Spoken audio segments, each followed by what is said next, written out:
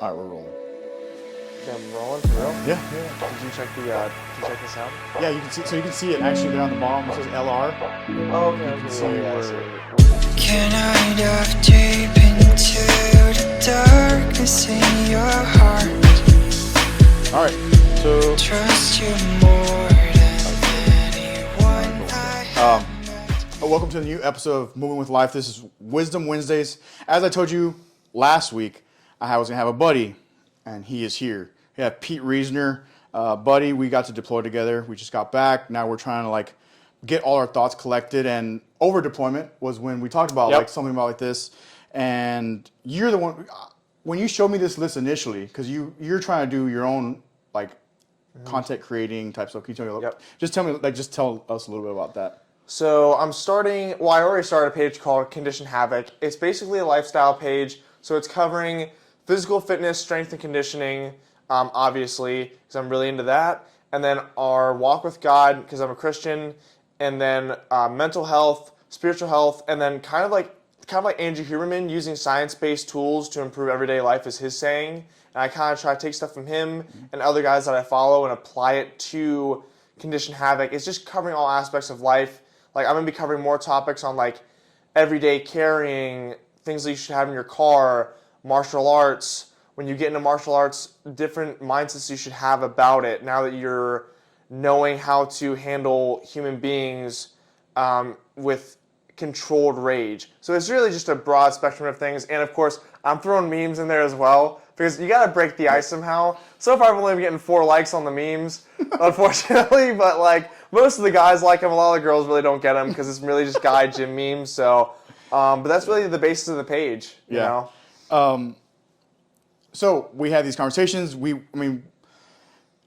I still have no idea how I want to even unfold the story of what was deployment, because obviously there's things we can talk about, things we can't talk about, but then there's just the general experience of what we gain, and we talk about spiritual growth, mainly spiritual growth, I would say. Because I remember as we ended the deployment before you got off the boat, we agreed, it's we hated it. There's moments that we just dreaded, or we were just tired and just ready to get back home, ready to get back to some type of normalcy, but at the end of that, because I think me and you have agreed the most, where this is for some reason. This is for a reason. This is for some reason. All the time.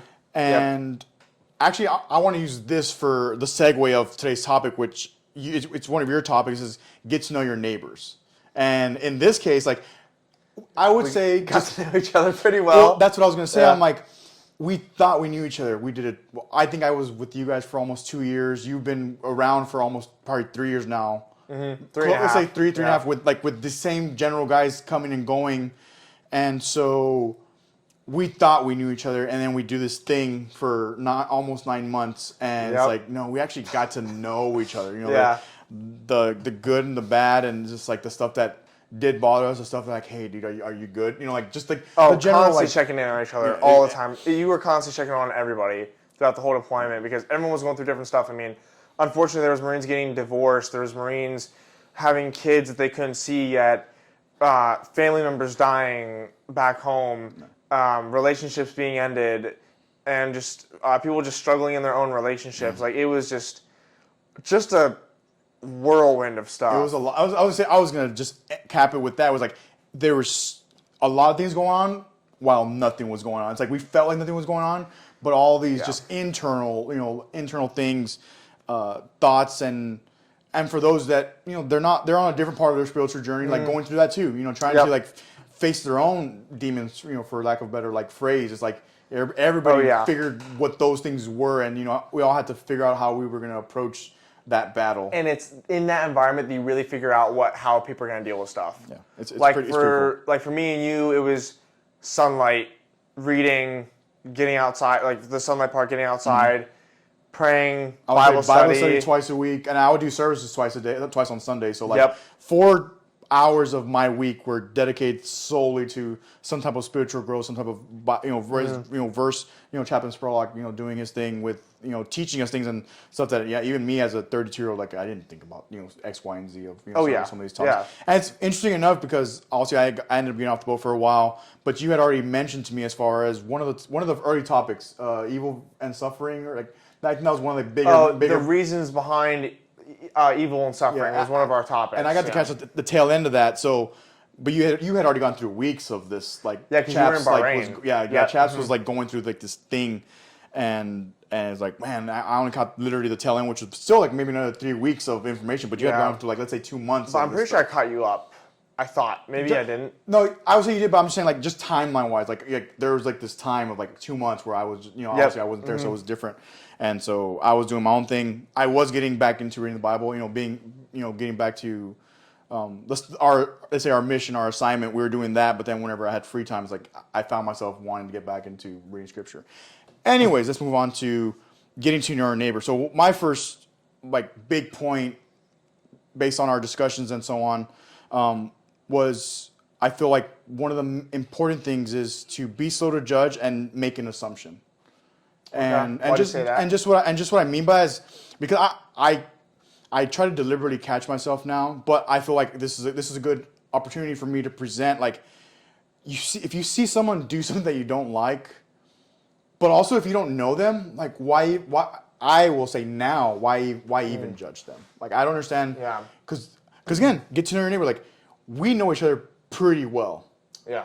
But when we see someone else not do something out of pocket or something we don't like, or maybe they say something that's actually like, hey, dude, like you shouldn't say that. You're being malicious right now. Mm-hmm. That was just one thing that I brought up as far as getting to know your neighbor. It's like I was thinking about bigger macro things when I read your text as far as your notes on getting to know your neighbor. So you're saying that don't judge someone right away because you don't really know what that person is going through at the time, and you don't really know them. Right. Because I could be doing something stupid, and then you smack me upside the head, and then I'm like, Pete, what are you doing? Yeah, and then everyone else is like, that guy's kind of, not good to go. Yeah. But you know that I'm good to go because we're neighbors, we're friends, is what you're saying. Yeah. So I took the neighbors, because I was thinking about it at first, like more literally, like your neighbor, like our neighbors here at the barracks, or neighbors when you have a house and you have your neighbors. But then I thought about it, within the past couple of days, even especially my long drive. I'm like, whoa, just your neighbor as that's the metaphor. I thought about it I started thinking about it more as a metaphor, as like it could be. It doesn't have to be your direct in real time neighbor. Just that next person that you have an interaction, or you could have an interaction with, but now you're judging them, so you're just gonna bypass like.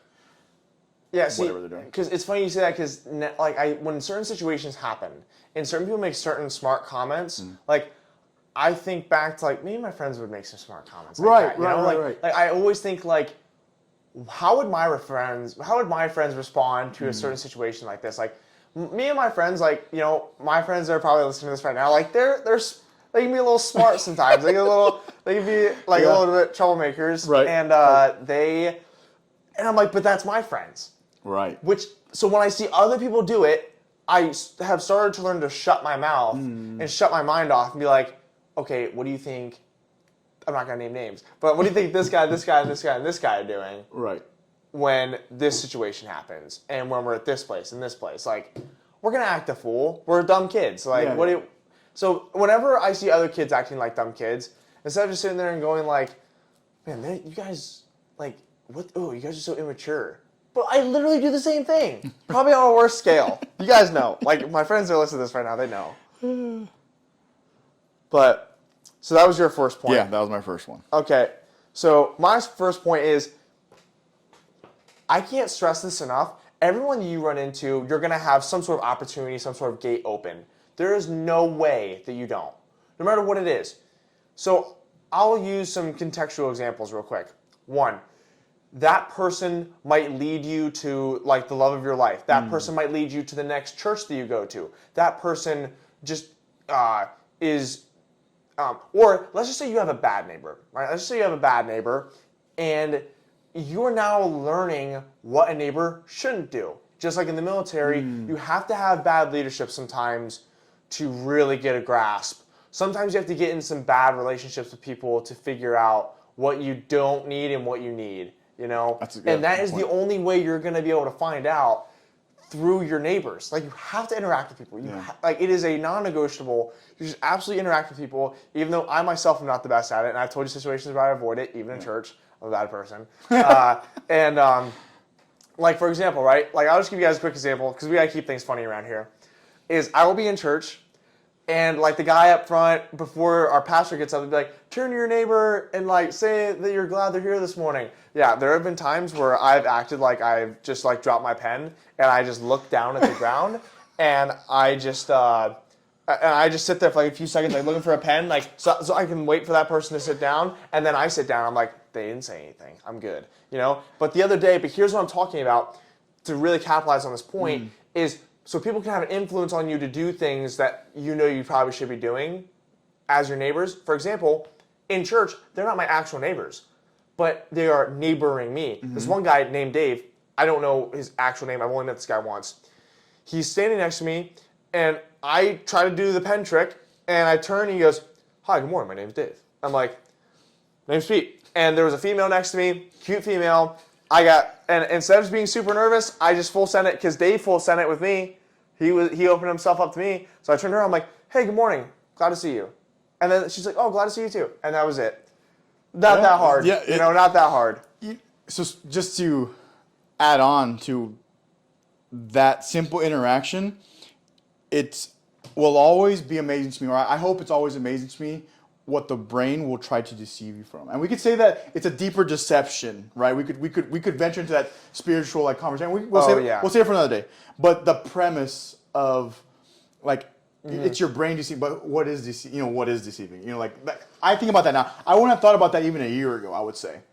Even as I started Ecclesiastes and working my way through it, I wouldn't have ventured to say that, but your brain plays tricks on you and tries to get you not to do things, or it goes into your fight or flight, so your amygdala is just firing like, run, and you're like, no, you drop your pen, it's like, oh, and then Dave's over here, hey dude, I'm glad you're here, and it's like, this wasn't so bad. Exactly. I don't know, I don't know, again, I hope it's always amazing to me the way the brain does work in a simplistic way, where it's like, hey, your brain tries to trick you, and it's like, it's up to you to... But it just takes that one simple step. Like I told you about the other day at church. Yeah. It just took one simple step. Just taking some initiative and getting over that little fear that it's actually probably not even existent. It's like... you're just convincing yourself. But you're convincing yourself. Yeah, 100%. Yeah. You said you have another point? No, it was just that, like your brain. It was just like your... Oh, I do have another point. Okay. But just to close up that, it's like, just like your brain will try to deceive you, because it's taught to run away from like saber-tooth tigers and like all these other things, from back in like the caveman era. Yep, back to our primitive instincts.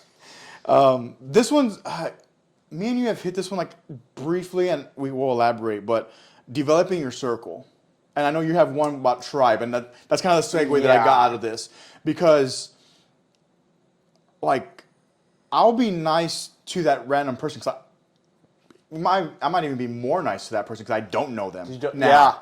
Versus like our friends group where we're just BSing, we're just BSing, and we're just brutal. We're here. We've been here for 12 hours. Like, okay, so like, can we just go to the gym? Like, can I go to chow? Like, no, you need to be here. It's like, no, I don't. Anyways, but developing your circle, and I guess we can just dive into that, and like we can include the tribe content, because for so long, like social media. Parts of social media are inherently good. Oh, 100%. But I fully believe that, yes. But to believe that you have 2,000 friends is like not even biologically like correct. For our science people out there and whoever else is listening, where it's like it's actually not even a thing. Like it's like you have your, we'll say, family, friends. Some of it like collides at some aspect. Then you have your acquaintances, let's say people you knew in high school, and maybe you have them as a friend on Facebook, but you don't know them anymore, like, or they have a family now. Like, like I see people, dude, they have their own tribe. Like, they have their own little thing, and so I guess just to get to know your neighbors, like that means with time you're developing that little circle, and good. You have to build your team. You have to build your team because your team is you. I'm going to brag a little bit about my friends here. Okay. I'm going to brag a little bit about my friends, right? I would like to consider myself somewhat successful in my military career, a little bit, like from my personal view. And I would believe that most of my friends, well, not most of my friends, but most of my fellow Marines would say the same thing. But I have a buddy who's a bodybuilder, just took third in his competition, making a crap ton of money. I have a smart friend in Penn State. He's just extremely smart. He's the co-captain for the Thon team, the Thon committee. Thon is like the biggest you're talking about non-profit event like held by, I think it's in the world, because it's for pediatric cancer. I'm sorry if I got that wrong, anyone on Thon, but I'm pretty sure it's pediatric cancer. You guys can comment and correct on the bottom if you need to. Yeah. And specifics. they raised like 16 mil, I think. Again, put it in the comments if I'm wrong. Yeah. Pretty sure it was like 16 mil this year. And he was co-captain for the one part of that. And like he's managing a bunch of stuff, dude. Yeah. Like I was calling him and he's just dead tired. He goes, dude, I'm spent, man. But it's worth it. I said, burden of leadership. He came back with? And he's not even in the military. He goes, burden of leadership? He goes, nah, dude, opportunity. Like, I'm glad to have this opportunity. I'm like, damn, dude, Just stamped it on there. Yeah, Just dude, like, nail on the head. That's Yeah. the mindset, dude. That's pretty cool. That's pretty cool. Another friend, he's in Hawaii right now as a boot. And if you guys don't know what a boot is, it's a new guy in the fleet in the Marine Corps. Yeah. And you are literally getting treated like the same way you have been for the past year. It doesn't change. In fact, it gets worse. It gets way For a worse. while, yeah, and he's the only boot in a 31. It's 0331 is his MLS number. Okay. He's a machine gunner. So like he's carrying heavy machine guns around with like an 80-pound pack on, with another 27-pound machine gun on his shoulders, right? Like, dude, he was like ground fighting guys in the middle of a hike, and like he was holding off 3 of the biggest dudes. He's an MMA guy, he's a grappler. Like this kid is just solid, good to go. That's awesome. And I have a bunch of other friends who are really successful, but you got to build your circle, man, because they are you. That's been proven time and time again. Every kid in school has heard it. Whenever some motivational speaker comes in, you know, and those friends are yet again going to lead you to those opportunities. Yeah. Like, dude, the amount of opportunities I've had because of my friends and the things I've gotten into because of my friends, grappling, like just like doing nonprofit stuff for the church, stepping out of my comfort zone. Like that's like my co-captain buddy or Elliot, like co-captain guy, right? I'm stepping out of my comfort zone because of him. I'm consulting with my friend Maddie about, you know, how do I reach out to females without, you know, feeling weird about it, feeling you know, awkward or feeling... like I can't just express it enough, man. Like if someone in your circle, there comes a certain time where you have to kick someone off the team. There comes that time because, or even if you don't kick them off, sometimes they don't make the team. Yeah, like, and you know, they just don't make it. I think Jordan Peterson said this. He's like, we're talking about when you give up on a friend, and I think you're supposed to give up on a friend when like they are dragging you down with them, to a certain extent, right? Right. Like they're going through it because they have let's say a coke addiction, right? Yeah, whatever it is. Yeah. They're gonna be dragging you down. You know that, but there is a certain extent to the point where they're not taking accountability. They're not helping themselves. They're not trying to change their ways or get out of that predicament or whatever. Yes, but man, it's just so important. You got to have those people. I had a conversation with one of my friends today. You heard it. You heard. We talked for about an hour and 15 minutes. For a little while. Yeah. And she's going through a little bit of a rough time. You know, like you need that. Yeah. And to tie this into the tribe, because now I'm getting there. We're getting back to the basics. We're getting back to here.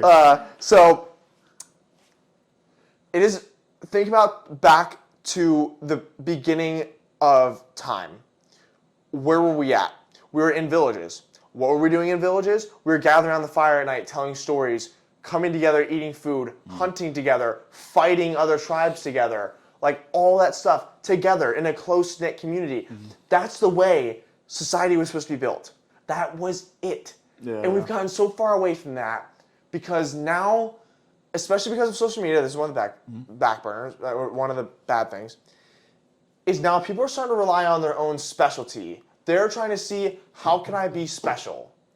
Instead of, you have a community around you who already knows you're special. You're special to them. And Yeah. you play a key role. That's why there was no anxiety, dude, for the Native Americans. There was no anxiety for the cavemen. Like it 'Cause was, they were- it was the saber-tooth tigers that they were needing to protect their tribe Yes, and the so on and real so forth. things, right? The real things, not the likes, not the body image, none of that. Bro, that wasn't yeah, there, man. you know? Yeah. Like, and so with that, it took a strong community to build a strong individual. Think about the Native Americans, dude. Hard.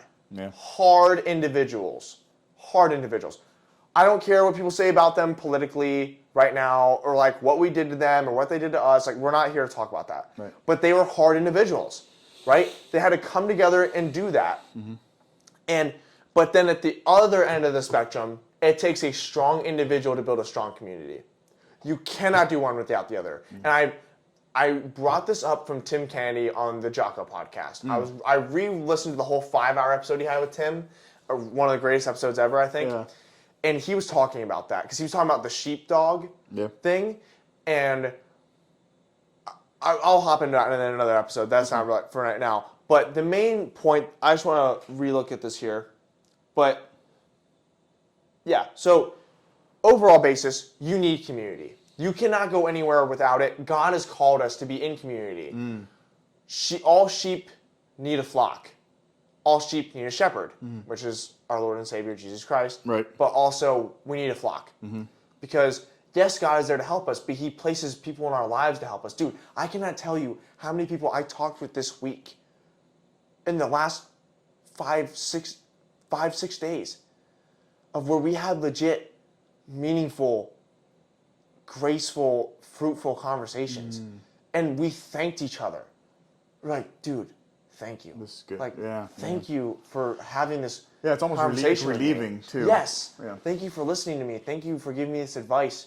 You're my brother. I love you, even though we're not brothers. Yeah. You know, like, thank you for having just. Well, You know? I want to go into this another time as well, as far as like why time is more important than money to me, and over the past, let's say, decade, it's even become more and more prominent. But it goes to that where it's like I truly believe, like even like us doing this like now and like finally figuring it out to like execute, but like time is so valuable, and like you actually you execute your time very well. You know, like I'll take a little hour snooze, you know, just to kind of reset for my afternoon and jump into the night. And you're just like hammering at something. You're hammering at something. It's like cool. Like, you know, we've found like things that work. But that's my only point is just Different modalities for different people. Yeah. But it's just interesting. It's just interesting to me, in general. What else you got? All right. So number 3, we got the human interactions, and this is what you said to me, and I stole this from you, so forgive me. Well, that goes to the whole point of like why I said, hey, dude, let's do this thing. You know, I don't know how it's gonna look like yet, but let's put our thoughts together to then record them, and then we can upload them to the internets and stuff. So this is from Andy, probably December 2023, USS Carter Hall. He and I were talking, and he said something that I'll never forget, is never turn down interaction with another human being. And I was like, man, that is so true. Because, like, you don't know what you're going to get. You don't know what you're going to get. I talked with a Marine, who we both know who I'm talking about, a couple of nights ago. And he wasn't my favorite person to be around, but he has done some self-reflection, and he's fixed some things, you know, and but I didn't turn that down. I kept the conversation going, even though he doesn't have the best mannerisms, and not that he didn't want to keep the conversation going, but he didn't ask anything about me, which I don't always expect, but like it's kind of common courtesy. But he doesn't really necessarily have that, which is fine. I'm not sitting here complaining, folks, about the fact that he didn't ask me anything. Like, oh, what the heck, you know? Come on, like, Pete. Yeah, like, no, I wasn't saying that, but talking with him, though, just gave me perspective. Like, he was talking about how his girlfriend had left him, and, you know, I kind of resonated with that a little bit, and at the same time, he was explaining to me the situation. I'm like, man, that is a silly thing to end over. It was something, dude, it was something really childish about religion. And he went about it fine. It was her and her family that were not going about it fine. Yeah, they weren't. Like, they were just acting kind of whack about it. I'm like, that is not something to end a relationship over, man. But in that, I'm getting perspective. I'm getting advice even though he's not actually giving me advice. I'm making my own advice from the information he's giving me. Right. I'm sharing feelings with another human being and having an interaction with him. So at least at the end of the day, that might have helped him feel a little bit better. Like, maybe he didn't know it, but he needed to tell somebody who maybe didn't know, who doesn't know him too well. You know, maybe he needed to do that. Yeah. Instead of always telling the same people over and over again. And just him maybe telling someone else could have just really just turned his day around. Yeah. Maybe that morning he was having an awful morning, awful time after watch, because that's why I wanted to go relieve him. And he maybe was having an awful morning, and I stood there and talked with him. And you know, at the time, he didn't like me. You know, like last year at this time, he freaking hated my guts, you know, and because I was his leader. Yeah. And, you know, I was just rough on him because I was trying to get him to a certain point, and he just wasn't getting there. And so I had to, you know, double down. And, but then I come back, and now we are just having a civil conversation. Like, there's no animosity. That's a big word for me. That's a good word. That's a good word. There's no animosity there. So now that has lifted any barriers that we're going to have within this conversation. There's no limits. And I was asking him about everything from his finances, because, I mean, he had a lot of problems, man. I mean, you both know that. And I was asking about that stuff, and maybe that's getting him to think a little bit more about his finances. Hopefully, yeah, hopefully. Because he's like, man, this guy's asking about my finances. Like, and that was, like, last year. And he still remembers that, like, I messed that stuff up. Dude, I will say, where it comes to, like, if something happens in their family and you just remark about it, let's say a month later, you follow up, even though it's been a month, but you follow up, those things, I truly believe those have an impact on, you know, that person going through whatever, whether it's losing somebody, financial struggle, spiritual struggle, whatever it may be. But if you remember that thing, like, what I try to harp on for, especially for the guys, is, like, we've had a few guys that they now have newborns, right? So my favorite thing, and people get things done in the early in the military, folks. But one of my favorite things is just to catch up. Like, hey, how's baby? How's mom? Like, how's everything going? But it genuinely brings me happiness because of my medical experience. It's like, is mom healthy? Yes, cool. Is baby healthy? Bet. Oh, you have twins? Times two. How are they? Martina. Like yeah. So the point is just inquiring, and because even if I believe, because again, going back to the brain, I believe that even if they don't even remember telling you these things or whatever, maybe they're just passively talking to you, or maybe they're having a bad day, so they're not even thinking about half the stuff you're talking about because they're in their head. But I think the brain takes that into a calculation, and it's there, and maybe it's subconscious, but it's there. But it's there, right? Because Yeah. there's certain things behind the scenes that we're not always seeing. Yeah. And then the next thing I want to hop into, that I don't have in my notes. You're good. But what if you run into somebody that things may not have went the best of ways, and things didn't end good though? Like, most people, like, sometimes they end things good, right? And I think we've all maybe had those things, but then you have things that end bad, right? How are we going to go about that now? I still say consistency.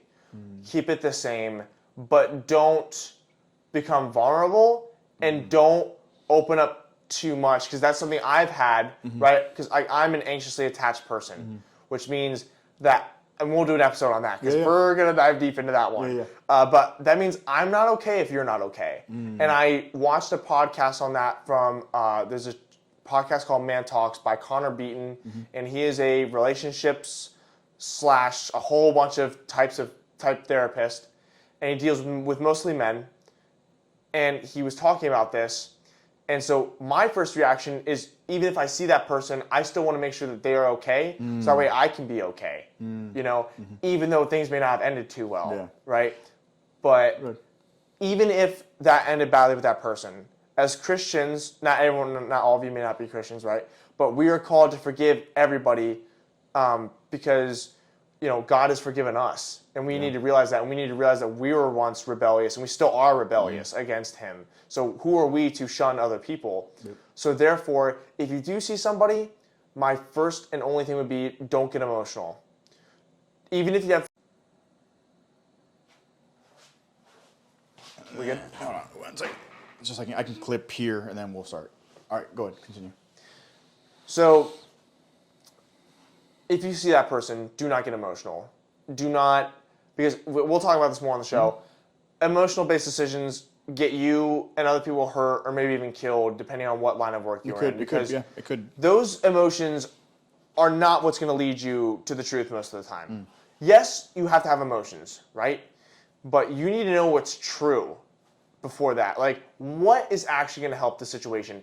Do I go off on this person right now? Do I yell and scream in their face and tell them that I hate them and act like right? I mean, right? that's how you feel in that moment. That's how you might feel in that moment. Yes, but is that going to help anything? Is it going to help anything? And you can sit there and say, "Oh, I'm going to feel a whole lot better." Okay, let's literally look at every single movie ever. Every single movie ever, when that person kills the person after they just killed their whole family, does that usually make the person feel better? No. It's the same thing. You're attempting to hurt that other person's feelings because of something that happened. Or also, what I would add on to, because this is the way a conversation would go with me and Pete if something happens, I would also say maybe that person doesn't even deserve your emotion or your vulnerability. That's what that's something I would just tie that on, because again, this is a very because now you're just wasting your energy. Yeah, it's like you can't it's not that you shouldn't try to help or whatever the situation may be, but it doesn't mean that you should give every single person that energy. Because also if they're treating you like that, maybe they're not like evil or malicious about it, but if they're treating you a certain way, then maybe they don't even want your emotion. They don't want your energy anyways. And it's not a bad thing. It's just one of those things where and it's hard to catch. We talk about when is that line? When are we drawing this line that exists? When do we don't? We don't. I don't. I tell you all the time. I don't know when that line is, dude. But if you feel something, then you should probably just run with that and just we can move on. Go with your instinct. Yeah. Go with what you think is or actually what right. you know is exactly what you know is right. The right thing you should probably be doing in this situation. And not only that, but that person that you're going off on might get a rise out of it. Because some people feed off that stuff, dude. Yeah. They absolutely fiend for it. Yeah. Because I think every once in a while we just run into people who we just may not have had the best interactions with in the past, and now you got to ask yourself, how am I gonna deal with it? You got to think about that, and and I feel like I've done a pretty decent job at it, somewhat, not 100% sure, but I definitely have gotten a little bit better. Yeah. And not that I've ever gone off on anybody. I don't think I've never blown up really. It doesn't seem like it, because even when we were catching up yesterday, you were just kind of telling me the story, but it all involved you just trying to just figure out in your own space, and luckily you had the space. Yeah, you know what I mean? I had the space. That's what I mean. And I had this whole room. And it's not that you couldn't have done something again just irrational, and then you would have regretted it anyways. You would have regretted that irrational action.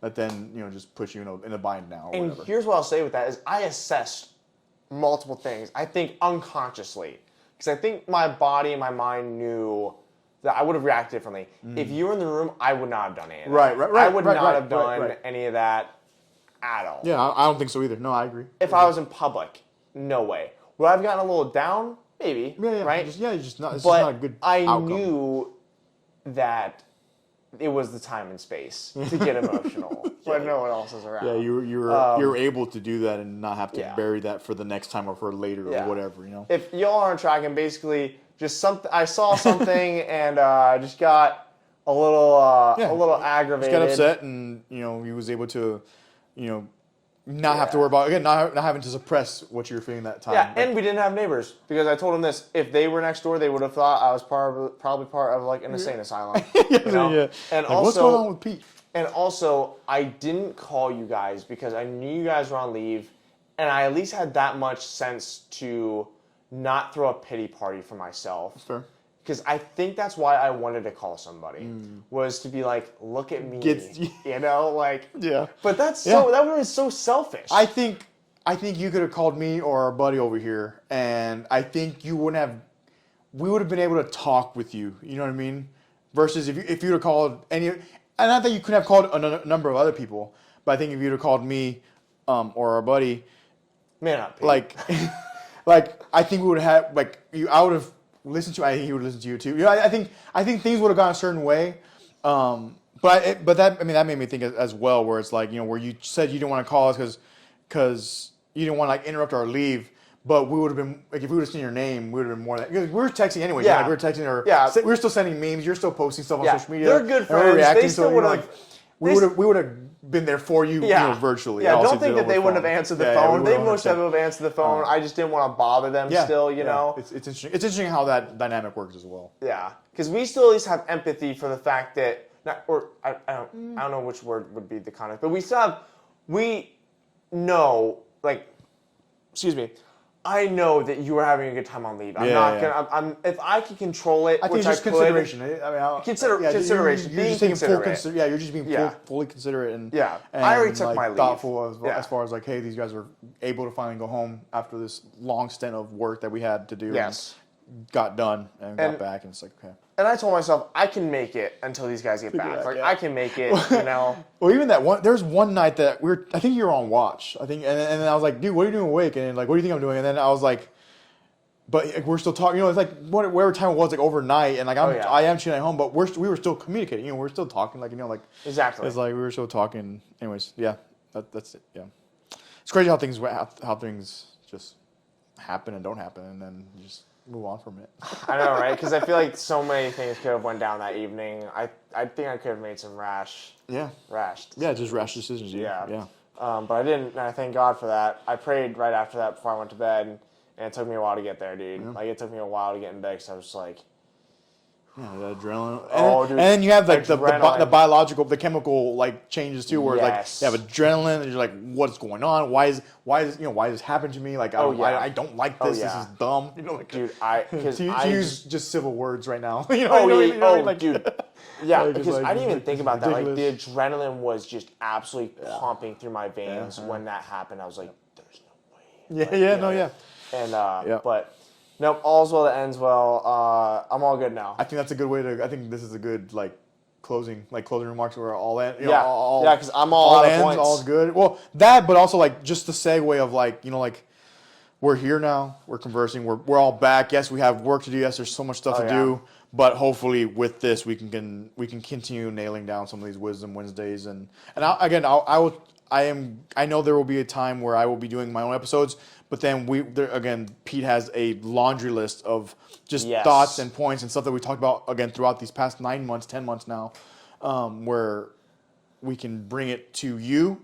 You can use it however you'd like. Hopefully, you gain at least one thing from it. I am changing up how I'm uploading the podcast, so just stand by for like those links and stuff like that. It's obviously going on YouTube. Spotify will be the new like main spot, because I can actually upload videos now on Spotify, like through the podcast. Oh, really? Before that I was aware of, you can only do like audio only when you were like basically a nobody like podcaster. But I think thanks to Joe Rogan and like a bunch of these like big podcasters now, there's been an alley now. An alley has been created for the rest of us beginners, I would say. Even though I've been doing it for a little while, but still beginner in some aspect. We're on Joe Rogan's level. Shout out to Joe real quick. But yeah, so I'm trying to figure out how to like get the link for that, because I've uploaded an episode and it still has like I don't even know where to find it. Like, I can't find it on my own Spotify that I uploaded on my own profile. So anyways, hopefully you gain something out of this. We're out. We'll continue next week. Whether it's me and Pete together or me by myself, I'll figure that out. But what's up? Go ahead. Last thing, if you guys could please go follow my lifestyle page. Yep. It is called Condition Havoc. We'll put a link below as well. So it's called Condition Havoc. So condition_Havoc, all lowercase. How do you spell Havoc? It's HAVOC. Yep. And please like my memes. I am feeling really down in the dumps because not everyone is liking my memes, and it's really annoying. But it's whatever. I get it. I got some ladies that follow me that really don't get it, so I understand. Be patient with me, please. But basically, it's really a lot of it right now is just fitness content. So I gotta sit down more and go through our list of because he stole a lot of like the gold pot stuff.